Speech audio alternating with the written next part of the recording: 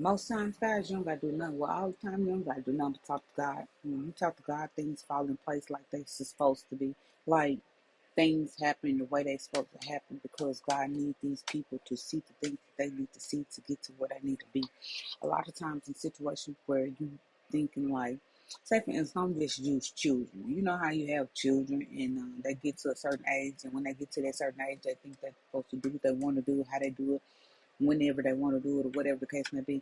And then all these things start happening to them between the times. All these things start to transpire, and you be like over the top, like please don't let that happen to my child. Please don't let my child get into no issues.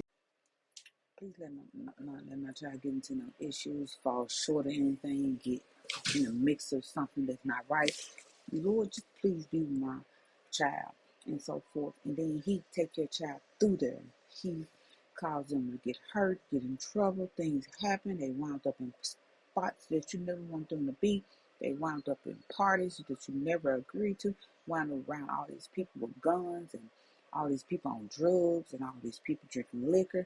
And you know that those things, that makes people act away, act different than they normally act when they own all these different, things. And you just like you and your husband or whomever just praying and talking about, oh Lord, just please watch over my child. Please let them be safe. Please, whatever you got for them, please don't take my kid away or my kids away or whatever the case may be. You got all these things going on, and your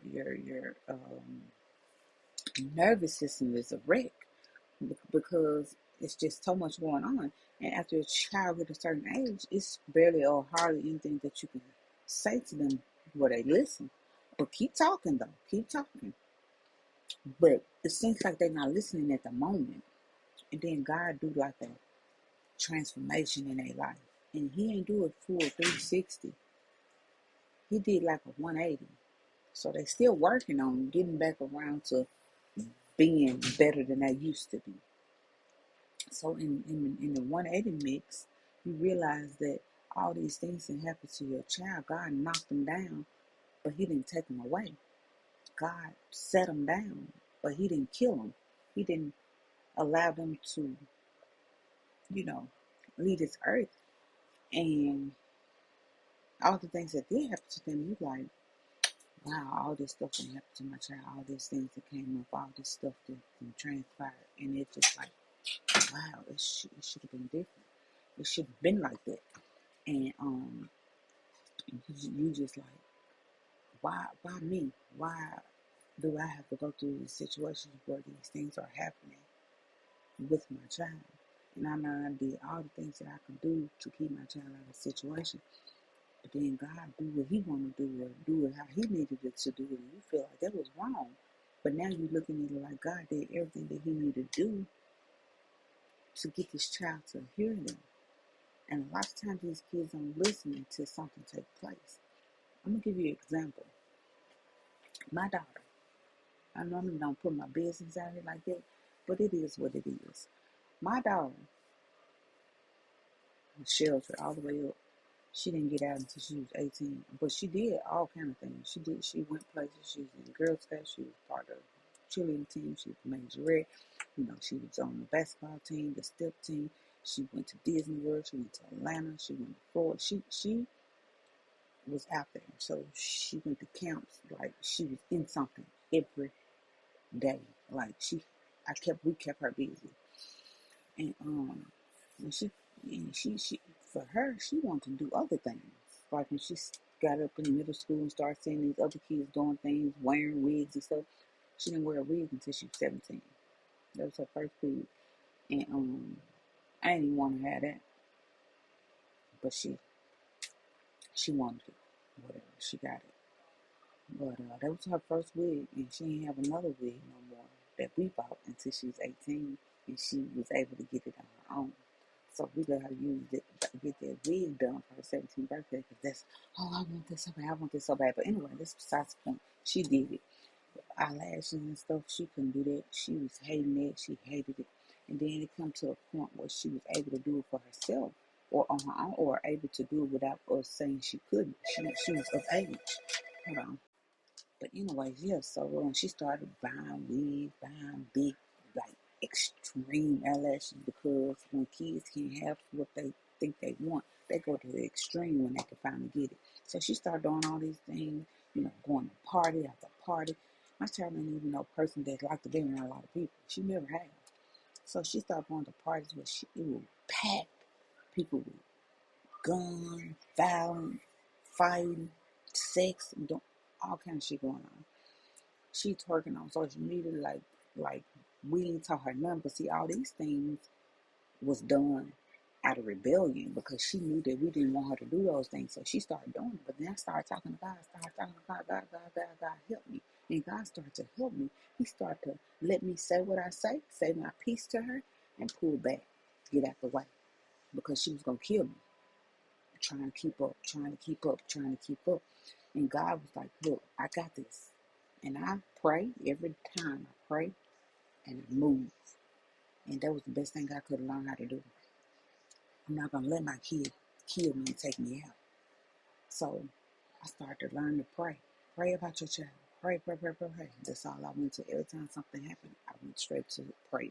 That's all I know. And so she was going out partying, hanging with people, hanging at the cars while people spinning.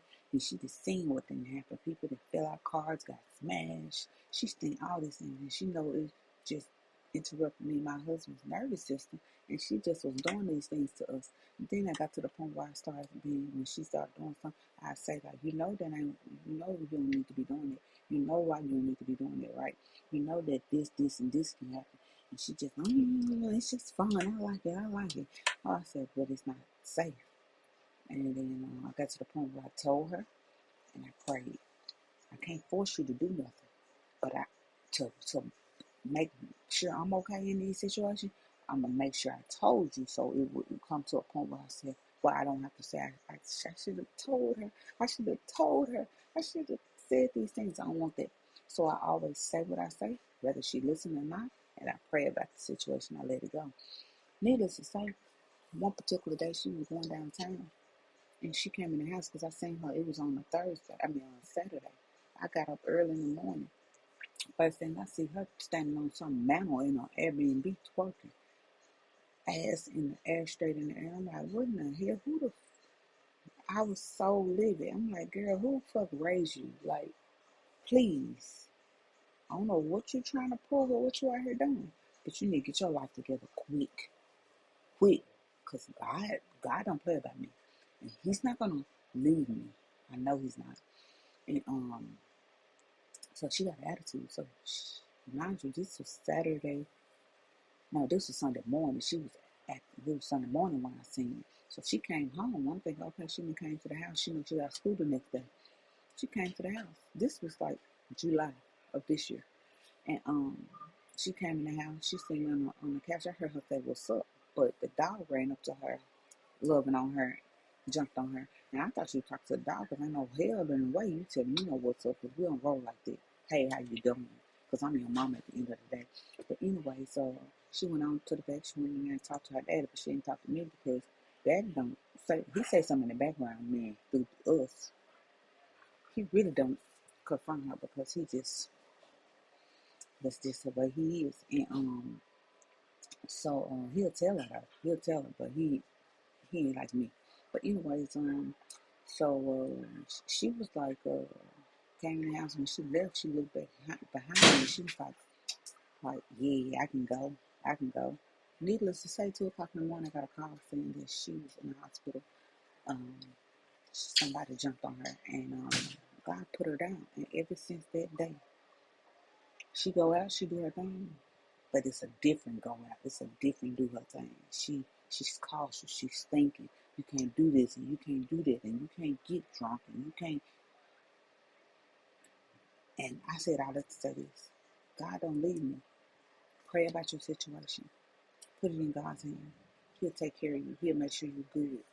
When these kids rebelling on you, God showed them a way. Well, He don't take them away, but He showed them a way. And I just really want to bring that quick message. It's Kosha. Call me. Come on.